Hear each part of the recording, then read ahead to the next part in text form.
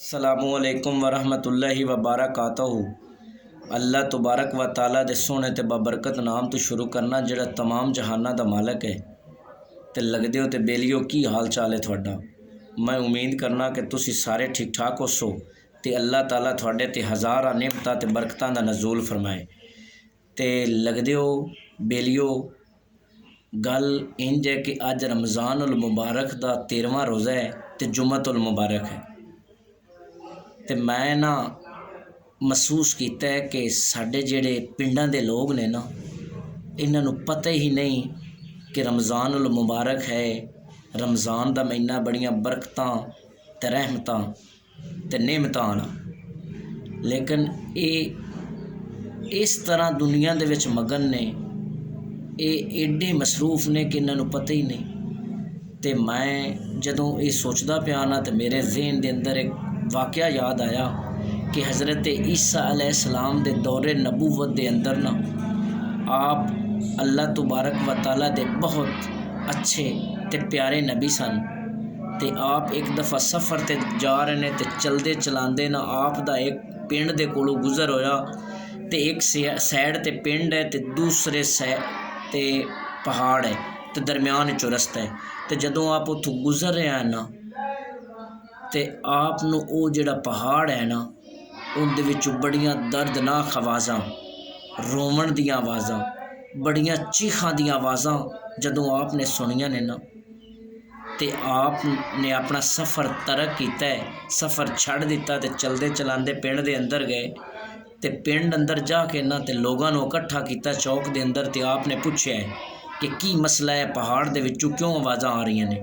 ते वो जिहड़े पिंड दे लोग सन ना उन्हां जवाब दिता कि ए अल्लाह दे नबी, असी जदों दी साडी इत्थे रहश है ना असी उदन दियां ही आवाज़ां सुनन लगे हैं। असी भी बड़े परेशान हाँ कि की वजह क्यों आवाज़ां रोवण दियां आंदियां ने। ते आप अल्लाह तबारक व ताला दे नबी चलदे चलांदे पहाड़ ते गए ते आपने अल्लाह तबारक व ताला अगे दुआ की, या खालके कैनात या मालके कैनात, ये जिहड़ा बेजान चीज़ है पहाड़ है ना इनू मेरे ना डायरैक्ट हम कलाम कराया जाए। ते जदों आपने दुआ मंगी ना ते आप दी दुआ कबूल हो गई।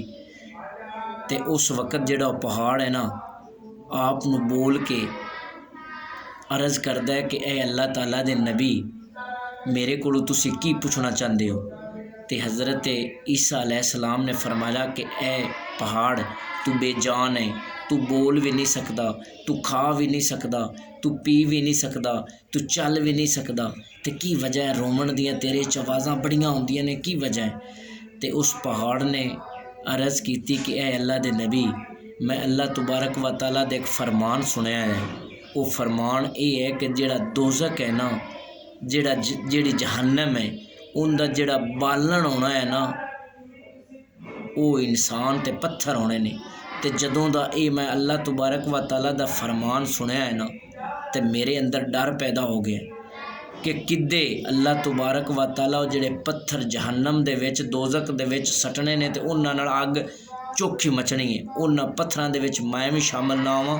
मैं इस वास्ते रो रहा।